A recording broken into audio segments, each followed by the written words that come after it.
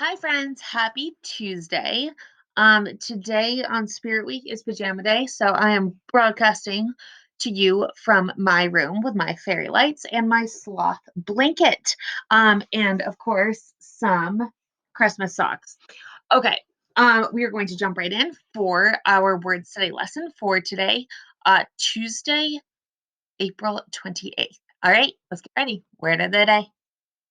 Word of the day. Word of the day, word of the day, word of the day.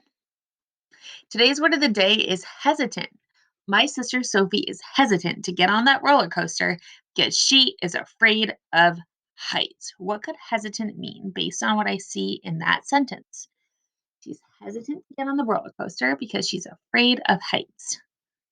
Well, I know if she's hesitant to get on and she's scared of heights, it probably means she's not really excited to get on. So I'm going to guess that hesitant must mean something like not wanting to get on or worried about something. Let's see. Hesitant means unsure or tentative in acting or speaking. So it means that you're not quite sure. If you're hesitant about your solution to a math problem, you're not so sure it's right. If you hesitate before you say something, you go, and you kind of pause a little bit and look unsure.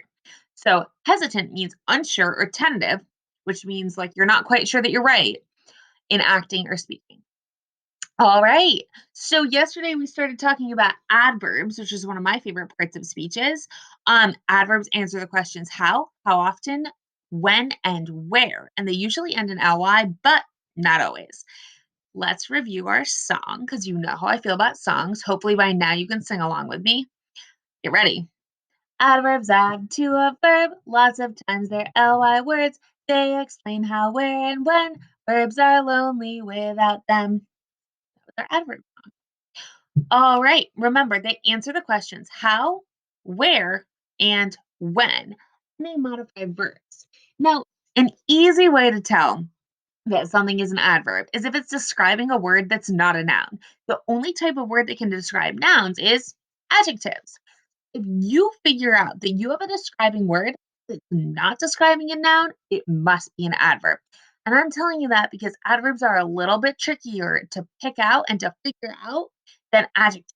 So if you find a word that's describing another word and it's not describing a noun, it's probably going to be an adjective. Let's say this one. Adverbs add to a verb. Lots of times they're ly words. They explain how, where, and when. Verbs are lonely without them. All right, cool. So now we're going to practice coming up with different types of adverbs. So first, we're going to need to come up with a verb that we want to modify or explain. Because remember, adverbs add to or modify or explain verbs. All right, let's start with a how adverb. Now, if I'm a little confused about like what a how adverb might mean, I can go back to my poster and I see words like quickly, lazily, backwards, loudly, and slowly. All of this explain how I do something.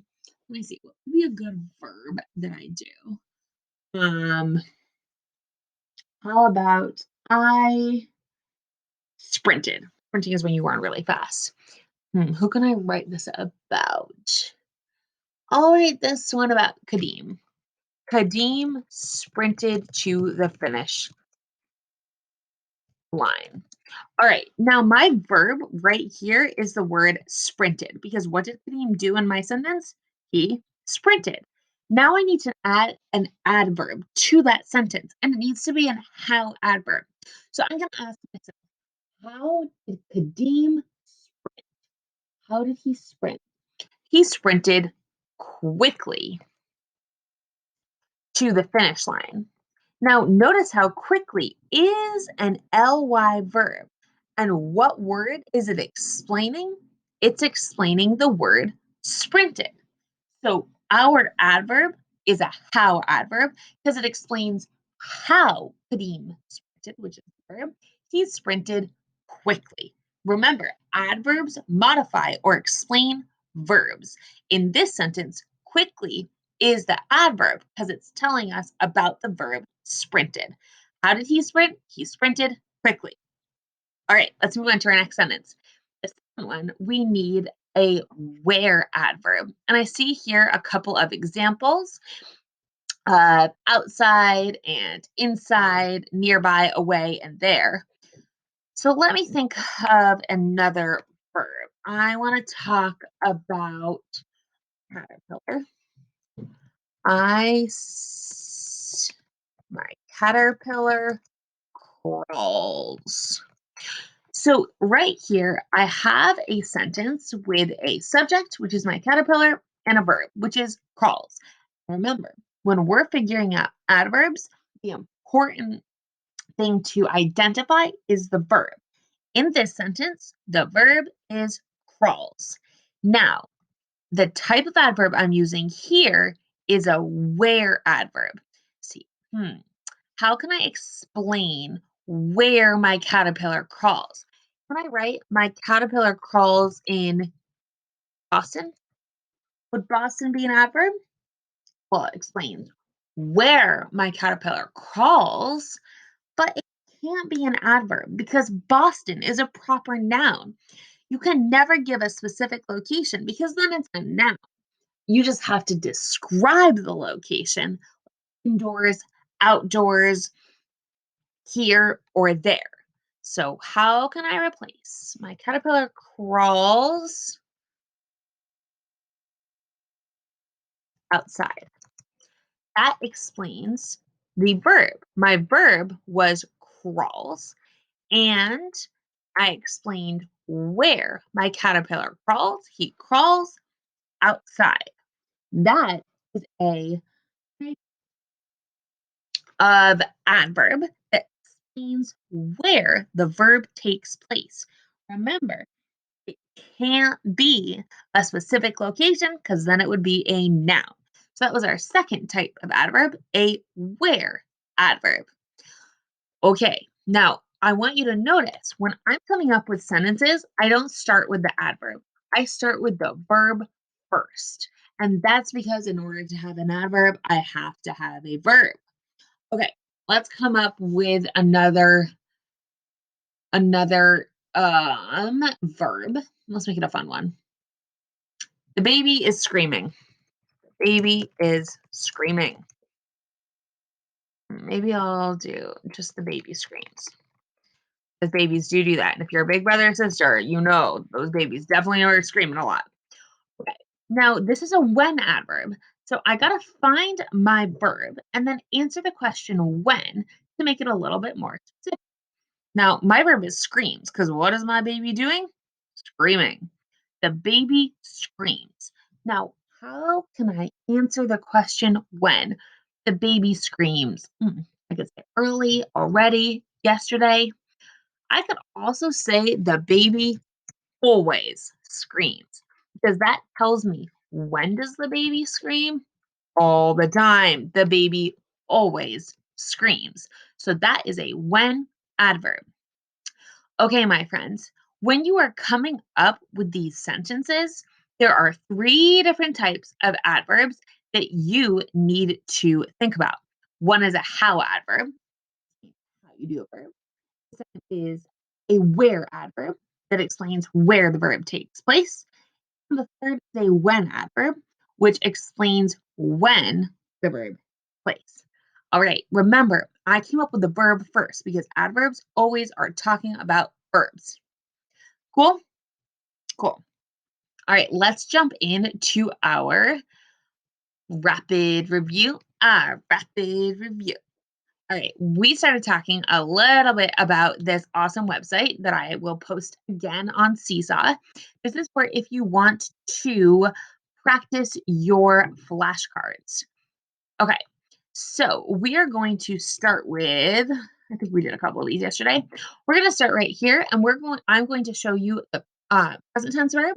I want you to out loud say what the verb is going to be in the past. Mind you, regular past tense verbs are verbs that have already happened, because they're past tense, but they don't end in ed. They're a little trickier than that. All right, what's the past tense of cost? Cost. Awesome. Next one, what's the past tense of cut? How can you say I cut something in the past tense?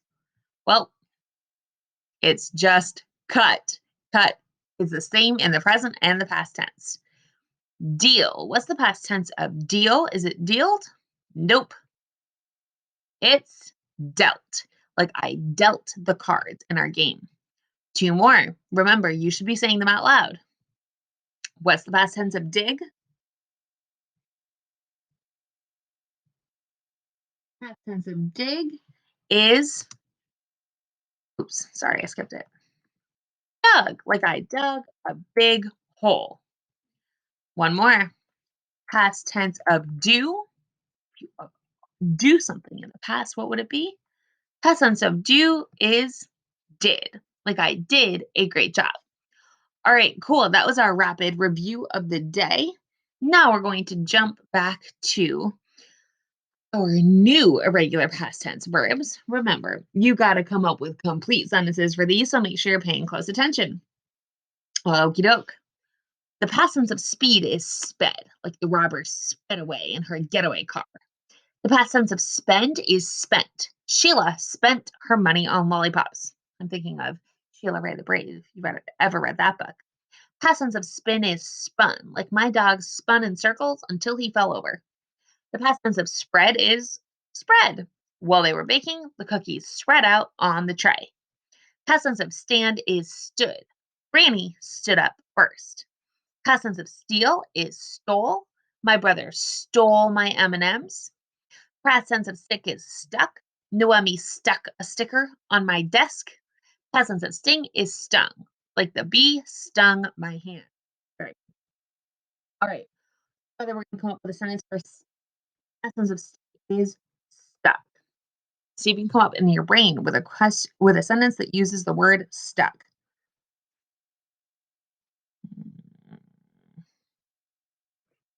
I have a good one. Molly Lou Melon's front teeth stuck out. One of my favorite kids' books. All right, past tense of speed. Let's check our chart. It's sped. How can I write a sentence with sped in it? Hmm.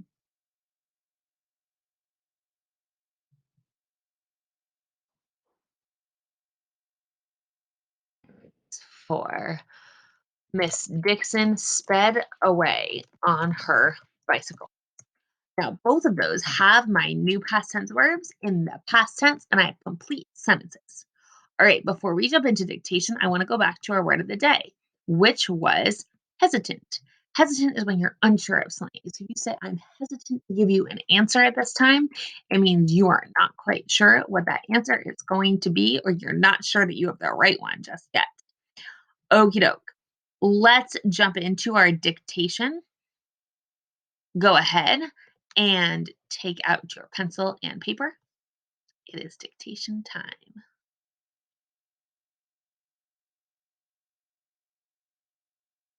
All right, get ready. Sadly, I think I taught him to read too slowly.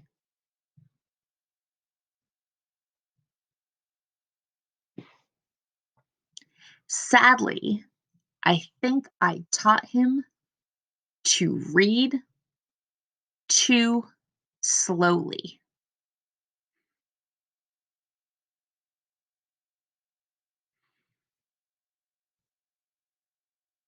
Sadly, I think I taught him to read too slowly.